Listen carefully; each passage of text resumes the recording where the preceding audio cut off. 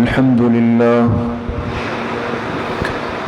لله نحمده ونستعينه ونستغفره ونؤمن به ونتوكل عليه ونعوذ بالله من شرور أنفسنا ومن سيئات أعمالنا من يهده الله فلا مضل له ومن يضلل فلا هادي له ونشهد أن لا إله إلا الله وحده لا شريك له ونشهد أن سيدنا وسندنا ونبينا ومولانا محمدا عبده ورسوله صلى الله تعالى عليه وعلى آله وأصحابه أجمعين أما بعد فأعوذ بالله من الشيطان الرجيم بسم الله الرحمن الرحيم يا أيها الذين آمنوا قوا أنفسكم وأهليكم نارا وقودها الناس والحجارة عليها ملائكة غلاظ شداد لا يعصون الله ما أمرهم ويفعلون ما يؤمرون وقال رسول الله صلى الله عليه وسلم الدنيا سجن المؤمن وجنة الكافر صدق الله وصدق رسوله النبي الكريم ونحن على ذلك لمن الشاهدين والشاكرين والحمد لله رب العالمين. درود شریف پڑھ لیں. اللهم صل على محمد وعلى آل محمد كما صليت على إبراهيم وعلى آل إبراهيم إنك حميد مجيد. باركت على إبراهيم وعلى آل إبراهيم إنك حميد مجيد. میرے محترم دوستوں، بھائیوں اور بزرگوں، اللہ سبحانہ و تعالی نے انسان کو جتنے نعمتوں سے نوازا ہے، ان نعمتوں میں ایک بہت بڑی عظیم نعمت یہ ہے کہ انسان کو اپنی اس عارضی زندگی میں، اس فانی زندگی میں اپنی منزل مقصود کا علم ہو. انسان کو اگر یہ بات پتہ ہو کہ مجھے پہنچنا کہاں ہے، مجھے جانا کہاں ہے، میری اصل منزل کیا ہے، اگر دنیا میں انسان کو اس بات کا ادراک اور علم ہو جائے کہ اسے اپنی منزل کا یقینی علم ہو، تو ہمارے بزرگ فرماتے ہیں کہ چاہے یہ انسان پیروں سے لنگڑا کر چلتا ہو، لیکن ایک دن ضرور آئے گا کہ یہ منزل کو پالے گا، اس لیے کہ اس کو پتہ ہے، یہ اپنے رخ کو، سمت کو صحیح رکھے گا. لیکن فرمایا اگر کسی شخص کو اپنی اس زندگی میں اپنی منزل کا علم ہی نہیں ہے کہ مجھے جانا کہاں ہے، پہنچنا کہاں ہے، میرا رخ اور میری سمت کیا ہے، تو فرمایا چاہے اس کے پاس اس کے صحیح سالم پیروں کے علاوہ ایک تیز رفتار سواری بھی ہو اور وہ منزل اس کے بہت قریب بھی ہو، تب بھی نہیں پہنچ سکے. وجہ کیا ہے کہ اس کو اس بات کا علم نہیں ہو سکا کہ اس نے جانا کہاں ہے. میرے محترم دوستوں، بھائیوں اور بزرگوں، بحیثیت ایک مسلمان ہونے کے اور جناب رسول اللہ صلی اللہ علیہ وسلم کے امتی ہونے کے، ہمیں ہماری زندگی کے گزارنے کے طریقے اور سلیقے بھی سکھائے گئے اور ہمیں اس زندگی کا ایک اختتام اور اس کی منزل بھی بتائی گئی کہ یہ زندگی کا جو چلنے والا سفر ہے، جس پہ ساری دنیا چل رہی ہے، کب سے چل رہی ہے اور کب تک چلے گی، اس کا علم تو صرف اللہ کے پاس ہے. لیکن اتنی بات طے ہو گئی کہ پوری کائنات کی انسانیت کا رخ ایک ایسی منزل کی طرف ہے کہ ایک دن آئے گا سب اس منزل پر پہنچ جائیں گے۔ اب اگر دنیا میں انسان نے اپنا رخ صحیح کیا اس منزل کے لیے، یہ کامیاب ہو کر جائے گا، اور اگر دنیا میں انسان نے اپنا رخ درست نہیں کیا، اپنے آپ کو بے خبر رکھا، غافل رکھا،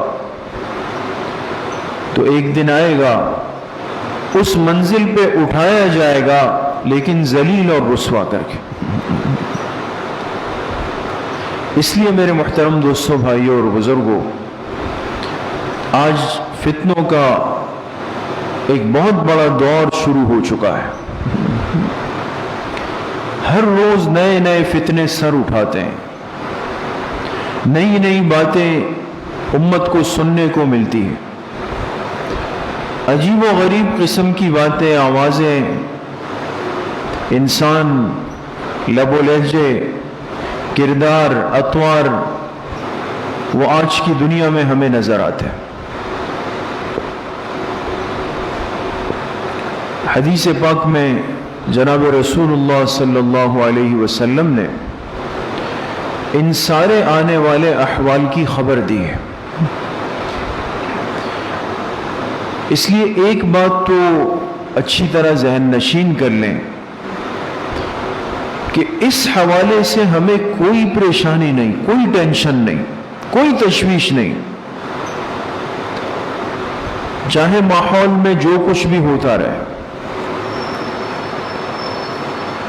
آپ نے دیکھا، ہم سال بسال دیکھتے ہیں، بے حیائی کو منظر عام پہ لانے کی پوری فکر ہو رہی ہے، بے حیائی کو پروموٹ کیا جا رہا ہے، بلکہ اب اس کو ایک حق کا، انصاف کا عنوان دے کر اہل ایمان کو مجرم بنا کے کٹہرے میں کھڑا کیا جا رہا ہے کہ عورتوں کو ان کے حقوق نہیں ملے، نہیں دیے جا رہے، ان کے ساتھ زیادتی ہو رہی ہے، ان کی آزادی سلب کر دی گئی ہے۔ کس نے سلب کی؟ کس قسم کی آزادی چاہیے؟ تو وہ باتیں، وہ جملے، وہ تحریریں، وہ نعرے، آپ سب سمجھدار حضرات میرے سامنے تشریف فرما ہیں، ہم سے زیادہ صاحب علم ہے، جو باتیں اس وقت ہمارے اس اسلامی ملک میں، اور صرف اسلامی ملک نہیں، ایک طویل ترین قربانیوں کے بعد حاصل ہونے والے ملک میں یہ سب کچھ آج کے مسلمان پہ مسلط کیا جا رہا۔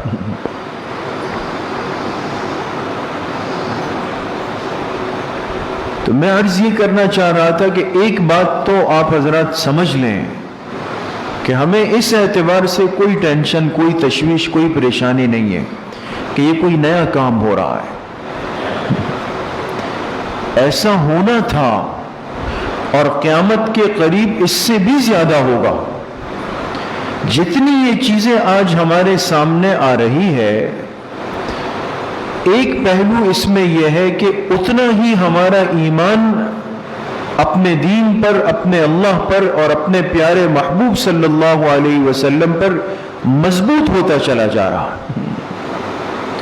کہ واقعی آج سے 1400 سال پہلے پاک پیغمبر نے اپنی پاک زبان سے جو کچھ فرمایا تھا، آج ہم کھلی آنکھوں اس کا مشاہدہ کر رہے ہیں۔ یہ اس بات کی واضح دلیل ہے کہ آپ علیہ الصلوۃ والسلام اللہ کے سچے پیغمبر تھے، اور ان چیزوں کو جو آپ نے اپنے وقت میں بیان کی، وہ احادیث مبارکہ جن کو 1400 سال کی امت پڑھتی رہی، محدثین پڑھاتے رہے، امت کو سمجھاتے رہے، لیکن اس کا عملی مشاہدہ نہیں تھا۔ آج ہمیں وہ چیز اپنی آنکھوں کے سامنے نظر آ رہی۔ حدیث پاک میں آپ علیہ الصلوۃ والسلام نے فرمایا، میری امت پر ایسا وقت آئے گا کہ عورتیں اتنی جری ہو جائیں گی کہ وہ بے باکی کے ساتھ بے لباس ہو کر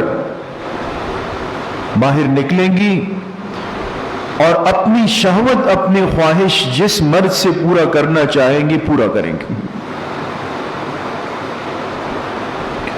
فرمایا اس وقت میری امت میں سب سے قیمتی ایمان اس شخص کا ہوگا جو آ کر اس مرد و عورت سے اتنا کہہ دے کہ ذرا کنارے پہ ہو کر یہ کام کر لو۔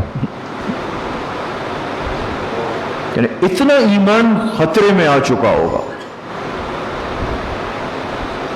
سب سے قیمتی ایمان اس کا ہوگا جو ان سے کہے گا ذرا کنارے پہ ہو جاؤ۔ پھر آپ علیہ الصلوۃ والسلام نے فرمایا یہ عورتیں اور مرد آپس میں ایسا اختلاط کریں گے جیسے گدھے اور گدھی آپس میں ملتے ہیں۔ یعنی حدیث میں اتنے صاف بالکل مثالیں دے کر آپ نے سمجھایا، ایک تشبیہ بھی دی جانور سے، حمار سے، کہ جیسے جانور ہوتا ہے تو اس کو تو اللہ پاک نے مکلف نہیں بنایا۔ حیات و ایمان کا تقاضا ہے، ایک سلیم الفطرت انسانیت کا تقاضا ہے۔ جہاں حیا نہیں ہو، بے حیائی ہو، وہ اور حیوانی زندگی برابر ہے۔ فرمایا یہ گدھوں کی طرح آپس میں اختلاط کریں گے، اپنی شہوت کو پورا کریں گے۔ لیکن فرمایا ایسے موقع پر جو شخص میرے لائے ہوئے اس دین پر مضبوطی سے کھڑا رہے گا، کالقابض علی الجمرۃ، اتنا مشکل ہوگا جیسے اس نے اپنی مٹھی میں انگارہ لیا ہوا۔ انگارے کو پکڑنا، آگ کے انگارے کو پکڑنا جتنا مشکل ہے اتنا مشکل ہوگا، لیکن میرا یہ امتی مضبوط ایمان پہ کھڑا ہو جائے۔ یہ فتنے آج سامنے آ رہے ہیں۔ آپ نے فرمایا سمندر کی موجوں کی طرح قیامت سے پہلے فتنے آئیں گے۔ سمندر کی موجیں، کیوں؟ اس لیے کہ آپ دیکھتے ہیں، آپ کبھی ساحل سمندر پہ جائیں، ایک موج آتی ہے، اس سے پچھلے والی موج اس سے زیادہ طغیانی میں ہوتی ہے، اس سے پیچھے والی اس سے زیادہ۔ تو محدثین فرماتے ہیں یہ اشارہ تھا کہ فتنے سمندر کی موجوں کی طرح دن بدن پچھلے کے مقابلے میں زیادہ زور پکڑ کے آئیں گے، زور پکڑتے ہوئے آ جائیں گے۔ اور دوسری روایت میں آپ علیہ الصلوۃ والسلام نے فرمایا ستکون فتن کوقع المطر، ان قریب ایسے فتنے ٹوٹنے والے ہیں جیسے بارش کے قطرے ہوتے ہیں، ہر جگہ پہ چلے جائیں گے، گھس جائیں گے۔ اور فرمایا ہر نیا آنے والا فتنہ اپنے سے پچھلے فتنے کو چھوٹا بنا دے گا، یعنی آنے والا بڑا ہوگا، گزشتہ کل والا ہمیں چھوٹا لگے گا، پھر جو اس سے اگلے دن آئے گا ہم کہیں گے یار وہ غنیمت تھی، یہ تو اس سے بڑی مصیبت آ گئی۔ یہ سارے احوال آپ علیہ الصلوۃ والسلام نے کھول کھول کے بیان فرمائے ہیں۔ دوستو کوئی نئی چیز نہیں ہو رہی ہے، ہمارے پاک پیغمبر کی پیشن گوئیاں پوری ہونے جا رہی ہیں۔ مصیبت یہ ہے، افسوس اور دکھ یہ ہے کہ آج امت مجموعی طور پر اپنے دین سے بالکل لا علم لا واقف ہے۔ یہ اب الگ بات ہے کہ وہ کیا ہو رہا ہے، کیا تماشے ہو رہے ہیں، کون ان کو نچا رہا ہے، کون ڈگڈگی بجا رہا ہے، کون ان کو استعمال کر رہا ہے، کون ان کو ڈکٹیٹ کر رہا ہے، کس کے آلہ کار ہے، وہ الگ موضوع ہے دوستو، اس سے سروکار نہیں ہے اور نہ اس کی پرواہ ہونی چاہیے، بشرطے کہ امت کے پاس حضور علیہ الصلوۃ والسلام کے ارشادات کا علم موجود ہو، تو پھر یہ چیزیں پریشان نہیں کریں گے۔ لیکن آج چونکہ ہم اپنے آپ کو بالکل دین سے دور کر چکے ہیں، غافل کر چکے ہیں، تماشبین بن چکے ہیں۔ دوست آپ نے دیکھا ہوگا مداری آ کر کوئی تماشا دکھاتا ہے، اس کے پاس ایک ڈگڈگی ہوتی ہے، اس کو بجاتا ہے، اس کے سامنے ایک بندر ہوتا ہے، وہ اس کو نچواتا ہے، پھر اس کو کہتا ہے یہ کرو، وہ بندر سلام کرتا ہے، پھر کہتا ہے الٹا چل کے جاؤ، وہ الٹا چل کے جاتا ہے، فلاں سے ناراض ہو کے دکھا، وہ ناراض ہو کے دکھاتا ہے، کرتب کر کے دکھا، وہ یہ کر کے، ہوتا ہے نا یہ سب چیزیں گلی محلوں میں ہم دیکھتے ہیں. تو کیا ہوتا ہے، ایک دائرہ جمع ہو جاتا ہے، حلقہ بن جاتا ہے. تو سب کو یہ بات علم میں ہوتی ہے کہ بھئی یہ جو بندر جو کچھ کر رہا ہے اس کو سدھایا ہوا ہے، اس کو تربیت دی گئی ہے، اس بیچارے کے پاس کوئی اختیار نہیں ہے. اس لیے آپ نے دیکھا ہوگا اگر اس دوران وہ بندر تھوڑی سی بے ادبی کر لے اور اس کا حکم نہیں مانے تو وہ سیدھا ڈنڈا رسید کرتا ہے اس کو کہ نالائق یہ تم نے کیا کیا، فوراً اس کی اصلاح ہو جاتی ہے. تو جو ماحول آج عالم کفر بالخصوص اس ہمارے ملک پر مسلط کرنے کی سوچ رہا ہے، جو پلاننگ وہ کر رہا ہے، تو اس میں یہ بات تو بہرحال سب کو یاد رکھنی چاہیے اور اس کو اپنا ایمان اور عقیدہ بنائیں کہ انشاءاللہ اس ملک کی جڑوں میں اللہ پاک نے اسلام کی نعمت رکھی ہوئی. یہ ملک بنا اسلام کے نام پہ ہے. پاکستان کا مطلب کیا؟ لا الہ الا اللہ. جس ملک کا مطلب ہی کلمہ طیبہ ہے، وہاں پر ڈگڈگی پہ ناچنے والا چاہے بندر ہو، چاہے نعوذ باللہ گنی چنی مخصوص تربیت یافتہ عورتیں ہو، انشاءاللہ اس کی حیثیت اس ملک کے رہنے والوں کے لیے ایک تماشے سے زیادہ کی نہیں ہے. ایک تماشا ہو رہا ہے. تو عالم کفر ہے، باطل ہے، وہ ان کو تربیت دیتا ہے، ان کو سدھاتا ہے، ان کو سکھاتا ہے، ان کی ٹریننگ کر رہا ہے کہ جاؤ دنیا کے نقشے پر ایک واحد ایسا اسلامی ملک ہے جس نے پورے کفر کو نکیل ڈالی ہوئی ہے، وہ ہمارے قابو میں نہیں آ رہا. اس لیے کہ اس ملک کی جڑوں میں اللہ پاک نے دین کو رکھ دیا ہے، اسلام کو رکھ دیا ہے، اسلام کی محبت کو رکھ دیا ہے، مسجد مدرسے کی محبت کو رکھ دیا ہے، جناب رسول اللہ صلی اللہ علیہ وسلم کے عشق اور محبت کو رکھ دیا ہے. ملک کی تخلیق کے مقصد کو بھول جانا اور حضور علیہ الصلوۃ والسلام کے ارشادات سے بے خبر ہونا، یہ دو چیزیں ہمیں بہت زیادہ نقصان دے دیں گی. میری بات کو سمجھیں آج کی مجلس میں. وہ تماشا اتنا نقصان نہیں کر رہا جو مداری کر رہا ہے، وہ تو وقتی تماشا ہے، سال میں ایک موقع پر ہوتا ہے. پچھلے سال ہوا، پورا سال ملک پہ نحوست مسلط کر کے گئے. اب پھر کیا ہے، اب آپ پھر دیکھ رہے ہیں نئے تماشے شروع ہونے لگے. یہ بے حیائی کا وبال ہوتا ہے. اس امت کی خصوصی پہچان، علامت، شناخت وہ حیا ہے، وہ حیا ہے. اس لیے آپ علیہ الصلوۃ والسلام نے فرمایا اذا لم تستحی فاصنع ما شئت. فرمایا اگر تمہارے اندر حیا باقی نہ رہے پھر دل میں جو چاہے وہ کرتے رہو،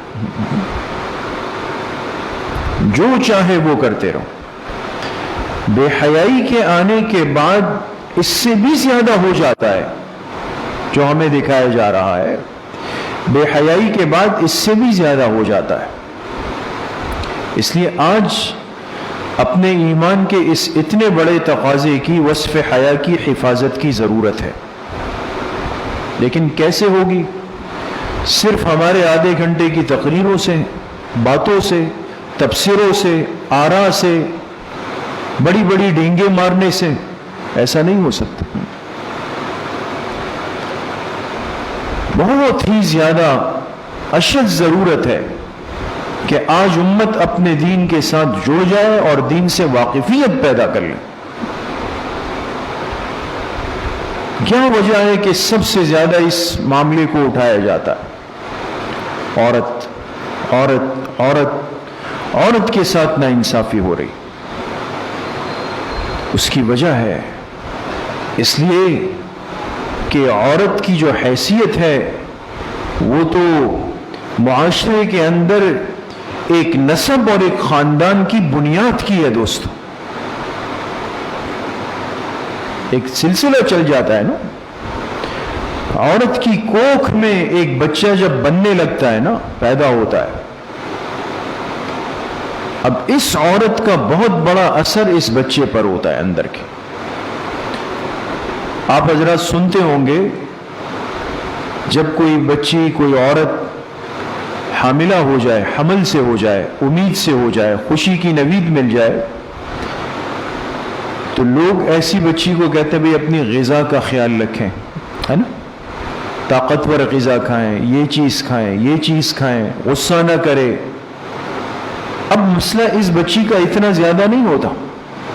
سب کہتے ہیں اب آپ جو غذا کھائیں گی، جیسا ذہن بنائیں گی، اس کا اثر آپ کے پیٹ کے بچے پر پڑے گا. طاقتور غذا کھائیں گے، بچہ صحت مند ہوگا. کمزور ہوگا تو وہ صحت کمزور ہوگا.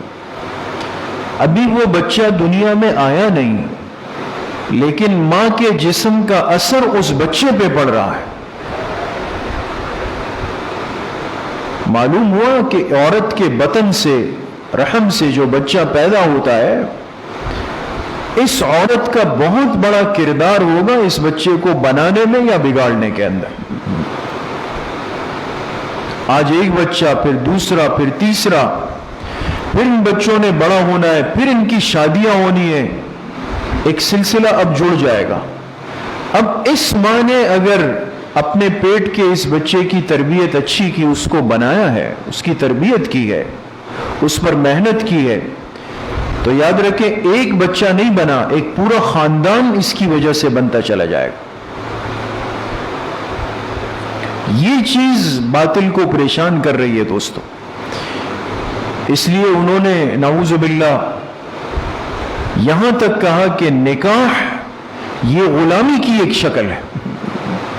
حضور علیہ السلام کی اتنی بڑی سنت کو، جو تمام انبیاء کی مشترکہ سنت ہے، ایک محبوب ترین عمل ہے اللہ اور اللہ کے پیغمبر کا، اس کو کہا کہ یہ عورت کو غلام بنانا ہے.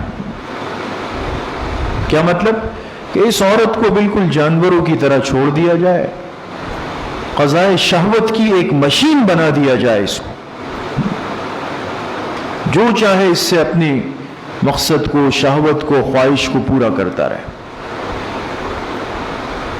ان چیزوں سے کبھی متاثر نہ ہو. یہ وہ گنتی بھر لوگ ہیں کہ جو بیچارے محرومیوں کا شکار ہیں، جن کو نہ باپ کی خوشی ملی ہے، نہ ماں کی گود ملی ہے، جن کو نہ اپنے گھروں میں کوئی ماحول ملا ہے، نہ سکون والی زندگی ملی ہے، کچھ بھی نہیں مل سکا ان کو.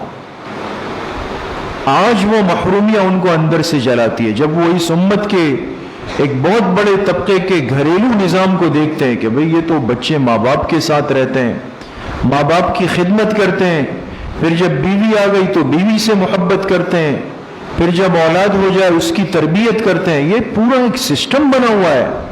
اس نے ان کو اندر سے سلگا دیا ہے دوستو، جلا دیا ہے. اس لیے میرے عزیزو، دوستو، بزرگو، اپنے اس ماحول اور وہ نظام جو آپ علیہ السلام کی برکت سے ہمیں ملا ہے، آج اس کی قدردانی اور حفاظت کی ضرورت ہے. یہ امت تو اتنی خوش نصیب ہے کہ آپ علیہ السلام نے فرمایا کہ اگر یہ اپنے بوڑھے ماں باپ کو محبت کی نظر سے دیکھ لے تو مقبول حج عمرے کا ثواب ہے. یہ نعمت ہے ان کے پاس. جو اپنے ماں باپ کو لے جا کر اولڈ ہومز کے اندر داخل کر دیتے ہو، وہ تو اس نعمت سے محروم ہو گئے. جس امت کے لیے حضور نے فرمایا کہ سب سے خوش نصیب بیوی وہ ہے کہ جب اس کا شوہر گھر میں آئے تو وہ اس کو مسکرا کے دیکھے، یہ اس کو مسکرا کر دیکھے. اور فرمایا جو بیوی اپنے شوہر کے شام آنے کے بعد اس کا استقبال کرے، اس کی تھکاوٹ کو دور کر دے، آپ علیہ السلام نے فرمایا یہ اتنی خوش نصیب عورت ہے کہ اللہ پاک اس کو مسکرا کے دیکھتے ہیں. آج یہ نعمت ہے ان کے پاس. یہ ہمارے پاس ہے الحمدللہ. اور فرمایا ایک صحابی آئی آپ علیہ السلام کی خدمت میں، اے اللہ کے رسول صلی اللہ علیہ وسلم، یہ مرد تو ہم سے آگے نکل گئے. آپ نے فرمایا کیسے؟ فرمایا نمازیں آپ کے پیچھے پڑھتے ہیں، اجر لے لیا. جہاد میں جاتے ہیں آپ کے ساتھ جاتے ہیں، ہم نہیں جا سکتے. آپ علیہ الصلوۃ والسلام نے فرمایا پریشان نہ ہو، میری امت کی عورت گھر کے اندھیر کمرے میں جو نماز پڑھے گی اس کو اتنا اجر ملے گا جتنا جماعت کے ساتھ نماز پڑھنے والے مرد کو ملتا ہے. آگے سنیں. اور فرمایا وہ عورت جو رات کو اپنے بچے کی وجہ سے، یعنی اس کی تکلیف، بچہ روتا ہے اٹھتا ہے رات کو، فرمایا اگر یہ عورت رات کو اس بچے کی وجہ سے تکلیف میں کروٹوں میں گزار دے اپنے بچے کی وجہ سے، اس ماں کو، اس عورت کو اتنا اجر ملے گا جتنا اسلامی سرحد پر رات کو پہرا دینے والے مجاہد کو ملتا ہے. اتنا نوازا گیا ہے دوست. آج ان نعمتوں سے وہ حیوانی معاشرہ محروم ہو چکا ہے. ان کے پاس نہ نکاح ہے، نہ ماں باپ کی خدمت ہے، نہ ان رشتوں کا احترام ہے، نہ ان کے پاس زندگی کے گزارنے کا کوئی ڈھنگ سلیقہ ہے، کچھ بھی نہیں ہے. مرد اپنا کمائے اپنا کھائے، عورت اپنا کمائے اپنا کھائے. ان کو آج اعتراض ہے کہ بھئی عورت کیوں اپنے شوہر کے ساتھ پابند کر دی گئی ہے. میں نے آپ کو حدیث سنائی کہ جو عورت مرد شوہر کو مسکرا کر دیکھے کتنا بڑا اجر ہے. اس بات پہ ان کو گلا ہے کہ بھئی ایک عورت کو ایک نکاح والے مرد کے ساتھ کیوں پابند کیا گیا. کیا کرے؟ یہ جائے اور باہر کی دنیا میں 1000 قسم کے مردوں کو مسکرا کے دکھائے. یہ عورت کو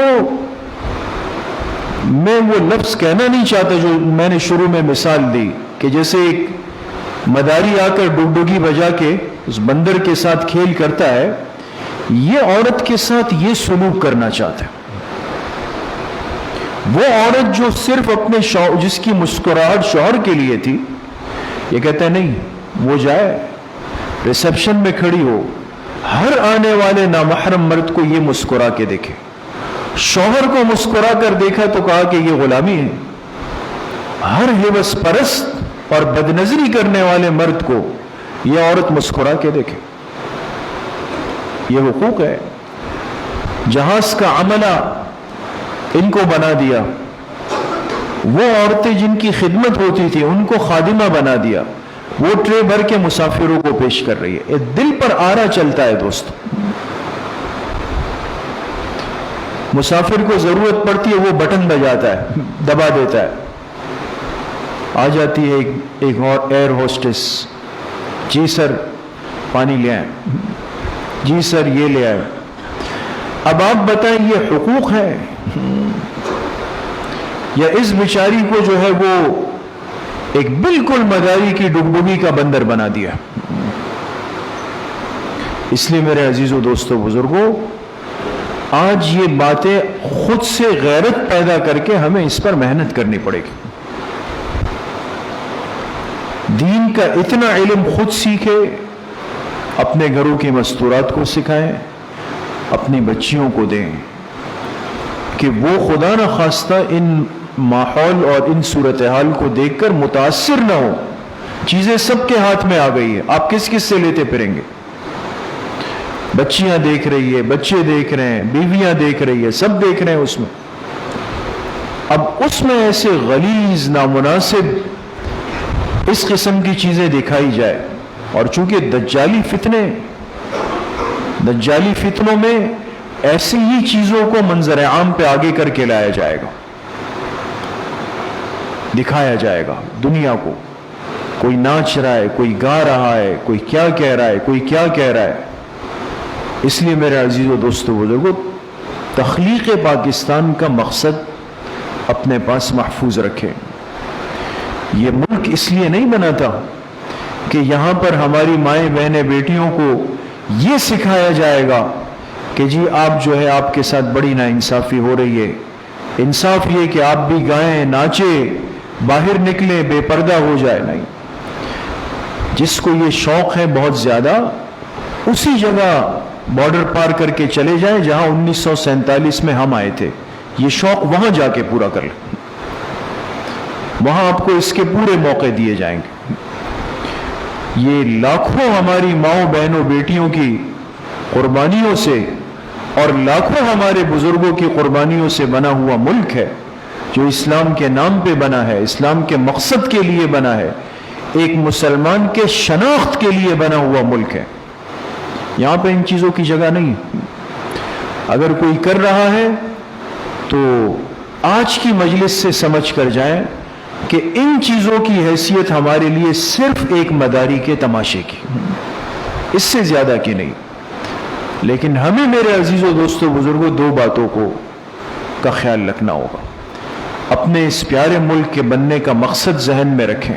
ملک کیوں بنا، کس مقصد سے بنا، اپنے پاس بھی اپنی اولاد کے پاس بھی. دوسرا، حضور علیہ الصلوۃ والسلام کے ارشادات سے، آپ کے فرامین سے، آپ کی تعلیمات سے، قیامت سے پہلے آنے والے فتنوں کی پیشن گوئیوں سے اپنے آپ کو باخبر کریں، اپنے گھر کو باخبر کریں، اپنی مستورات اور اپنے بچوں کو باخبر کریں. اللہ کریم مجھے بھی آپ سب کو صحیح عمل کی توفیق نصیب فرمائے. الحمدللہ رب العالمین، والصلاة والسلام على سید الانبیاء والمرسلین سیدنا وسندنا وحبیبنا محمد وآلہ واصحابہ اجمعین. یا اللہ یا ارحم الراحمین، ہمارے صغیرہ کبیرہ ظاہرا باطنا ہر طرح کے گناہوں کو معاف فرما دے. یا اللہ پوری امت کے گناہوں کو معاف فرما دے، اپنی رضا والی زندگی نصیب فرما دے. نفس اور شیطان کے وساوس سے ہماری حفاظت فرما دے. حضور علیہ الصلوۃ والسلام کی صحیح اور سچی محبت نصیب فرما دے. پوری زندگی اتباع سنت میں گزارنے کی توفیق نصیب فرما دے. یا اللہ ان دجالی فتنوں سے ہم سب کی، ہمارے ملک کی، پوری امت مسلمہ کی یا اللہ حفاظت فرما دے. یا اللہ حیا کی، پردے کی، اسلام کے احکامات اور شعائر کی 100% قدردانی کی توفیق ہم سب کو نصیب فرما دے. جتنے بیمار گھروں میں ہے، اسپتالوں میں ہے، سب کو شفائے کامل عاجل نصیب فرما دے. جتنے مرحومین مرحومات دنیا سے جا چکے ہیں، اللہ سب کی مغفرت فرما دے. ہم سب کا خاتمہ بالایمان و بالخیر نصیب فرما دے. ہماری دعاؤں کو اپنے فضل و کرم سے، فضل و رحمت سے اپنی بارگاہ میں قبول و منظور فرما دے. صلی اللہ وسلم علی نبینا محمد وآلہ وصحبہ اجمعین برحمتہ.